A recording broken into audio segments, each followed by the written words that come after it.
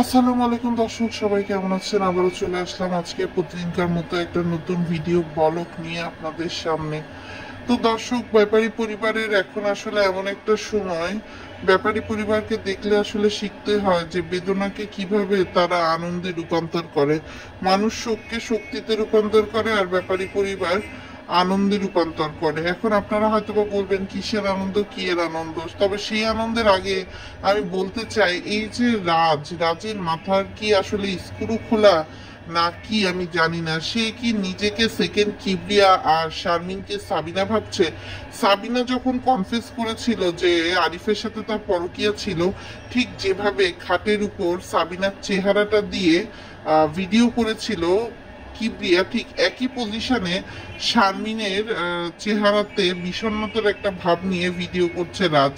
সেখানে সে বিয়ের আংটি থেকে শুরু করে আইফোনের বাক্স, চার্জার সবকিছু ফেরত দিয়ে দিচ্ছে। আসলে দর্শক, সত্যি কথা কি জানেন? সত্যি কথা হচ্ছে, এদের ভিউ ছিল যখন এদের ঝগড়া ছিল। যখন এরা দেখলো যে ঝগড়া মিটে যাওয়ার পর ভিউ ধীরে ধীরে কমতে শুরু করছে, তখন এরা ধরেই নিছে যে আসলে এইভাবে তো হবে না, আমাদের ভিউ যেভাবে বেশি আসবে আমাদের সেটা করতে হবে, আমাদেরকে আবার ঝগড়া দেখাতে হবে। রাজ একদিকে শারমিনের সব কিছু পার্সেল করে পাঠিয়ে দিচ্ছে বাপের বাড়ি, আবার একই সাথে বলছে আমাদের জন্য দোয়া করবেন, আমরা যেন সংসারটা করতে পারি। কোন বউ এভাবে স্বামীকে বাড়ি চেঞ্জের সময় একা রেখে চলে যায় বলেন তো দর্শক? আপনারা কি এরকম কাউকে দেখেছেন? আমি তো এরকম কাউকে দেখিনি। আর এদিক দিয়ে দর্শক, আমি দেখছি ইতি পাপিয়া এদের ব্লগে শুধুমাত্র আপনার রুটি বানাচ্ছে, খাবার বানাচ্ছে, এগুলো বলা। একই সাথে ইতি আবার বলছে যে তিশা ভাবি একদম ভেঙে পড়েছে, তিশা ভাঙুক, গরুক, যা করুক, তো একটু ভিডিও দেখা। ভিডিওতে আমি শুধু দেখলাম পারুল খালা এসে রুটি নিবে, সে রুটি নেওয়ার কথা বলছে। তানজিলা নাকি বারবার মূর্ছা যাচ্ছে, তাহলে হাসপাতালের বাইরে থেকে দেখা, অথবা বাড়ির উঠোন দিয়ে যে ডাক্তার হেঁটে চলে যাচ্ছে সেটা দেখা, অথবা মিমও তো প্রেগনেন্ট, সে জায়গায় মিম বাবু কি করছে সেটা দেখা, অথবা এই যে বাপ্পি তার বউকে নিয়ে মা মরে যাওয়ার পর আনন্দে আসলে কি করছে এটা একটু দেখা। একদমই ক্যামেরা ছাড়া, এটা কেমন কথা? দাদি শাশুড়ি মরলে তো তিশা মরার পর দিনই গিয়ে দাদি শাশুড়ির ঘর দেখাইছিল, তাহলে এখন ভণ্ড ভদ্রতার মুখোশ পরে তার শাশুড়ির সাথে তো এমনও দহরম মহরম না যে নিচে নেমে এসে একটু ভিডিও করা যায় না? নাকি ওরা এমন আনন্দেই মত্ত হয়েছে, পার্টি করতে বাইরে চলে গেছে যে ওদেরকে পাওয়াই যাচ্ছে না? বাপ্পি যে পরিমাণ পোস্ট তার বাপ মারা গেলে করছিল, তার কানাকড়ি পাস তার মা মারা গেলে করছে না কেন? এমন তো না এটা তার লাইফের প্রথম ঘটনা, সে তো এই ধরনের একটা ট্রাজিক এন্ড এর আগেও দেখেছে। সবকিছু বাদ দিলাম, তান তাবিয়া তারাও যেন এক প্রকার গায়েব হয়ে গেছে। এখানে কিন্তু দর্শক গায়েব হওয়ার কোনো সুযোগ নেই, তারপরও কিন্তু গায়েব হয়ে গেছে। আসলে গায়েব কোথায় হয়েছে বলেন তো দর্শক? আপনাদের কি কোনো ধারণা আছে যে কোথায় আসলে গায়েব হতে পারে? আমার কিন্তু আসলে এ ধরনের কোনো ধারণা নাই। যদি ধারণা থাকতো তাহলে আপনাদেরকে জিজ্ঞেস করতাম না। সবচেয়ে হাসির বিষয়বস্তু হচ্ছে বাপ্পি, তিশা বা ফাতেহা নাজনীন কেউই ক্যামেরার সামনে আসছে না, কিন্তু দীর্ঘদিন ধরে ইউটিউবে সক্ষতায় গড়ে ওঠা তাদের যে ক্যাডার বাহিনী বা গোষ্ঠী বাহিনী, তাদের যে সাপোর্টার বাহিনী, তাদেরকে দিয়ে এক একটা ভিডিও বানিয়ে নিজেরাই নিজেদের সিম্প্যাথি নিচ্ছে। এই যে যেমন দেখেন, ফাতেহা নাজনীন রাশেদার ভিডিওতে এসে অডিওতে বলতে পারছে ব্যাক ক্যামেরায় যে সে আলহামদুলিল্লাহ ভালো আছে, তার ছেলের হাত ভেঙেছে, এই খবরও আমরা অন্য লোকের কাছ থেকে পাচ্ছি। মা হারানোর সুখে ফাতেহা যদি এতই পাগল হয়ে থাকে, সেই ব্যাক ক্যামেরা দিয়ে নিজের চ্যানেল থেকেই তো ভিডিও যদি ছাড়তো, তাহলে হাজার হাজার ভিউ কামাতে পারতো। এই যে মার এত টাকা খরচ করে মিলাদ দিল বাপ্পি, বাপ্পি যদি এটা দেখাতো এমন তো কোনো ক্ষতি হতো না।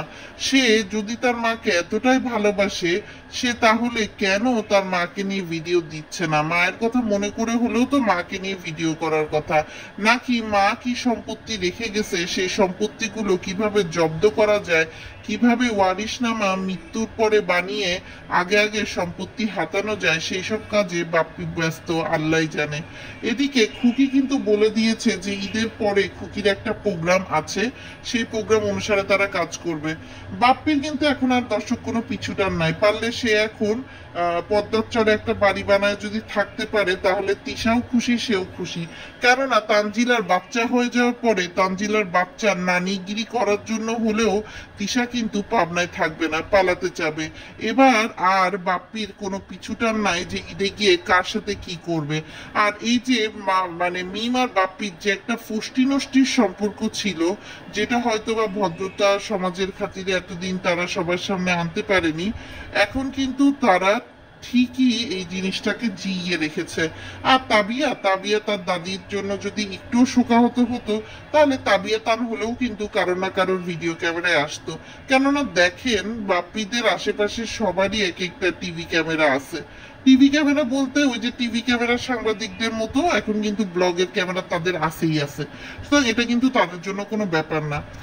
আর দর্শক আবারও আমি একটা মধ্য কথায় ফেরত আসি, সেটা হচ্ছে শারমিনকে দেখলাম যে মুরব্বীরা তার বাড়ি গেছিল তার আর রাজের বিচার বসাতে। সেখানে সে বলছে যে জীবনে যে পরিস্থিতি হোক না কেন, যত এমার্জেন্সি হোক না কেন, রাজ নাকি শারমিনের চ্যানেলে ঢুকতে পারবে না, এবং রাজও সেটাতে এগ্রি করছে। তো আসলে এখান থেকে বোঝা যায় যে রাজি কিন্তু আসলে শারমিনের চ্যানেলটাকে নিয়ে রেখেছিল, এবং তাদের যখন মিল হলো তখন একদিনের জন্য শারমিনকে ছেড়ে আবার কিন্তু শারমিনের কাছ থেকে সে চ্যানেল নিয়ে গেছে। মানে রাজ কত বড় মিথ্যাবাদী দেখেন দর্শক।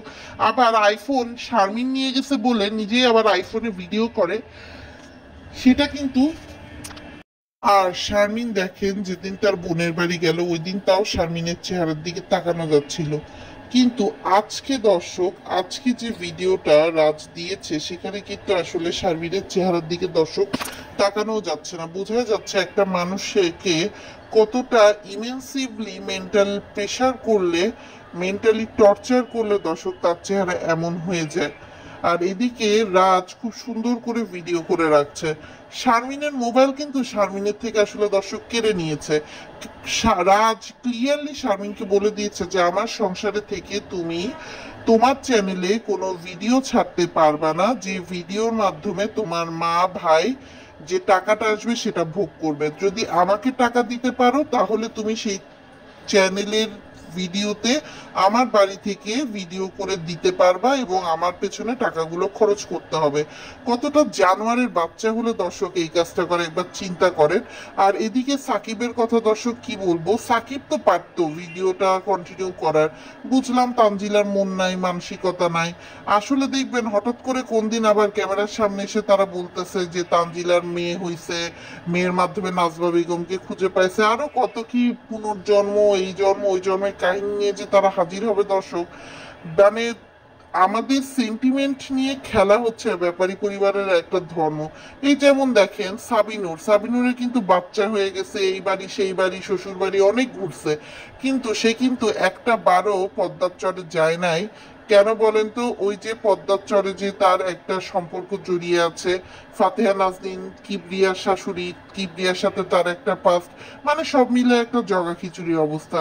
এদিকে ফাতিহার শ্বশুর শাশুড়িও কিন্তু তার মা মারা গেলে যায়নি, নাকি গিয়েছে এটাও কিন্তু একটা ধোঁয়াশা, কেননা কারোর ভিডিওতেই কিন্তু আসলে কোনো কিছু উঠে আসেনি।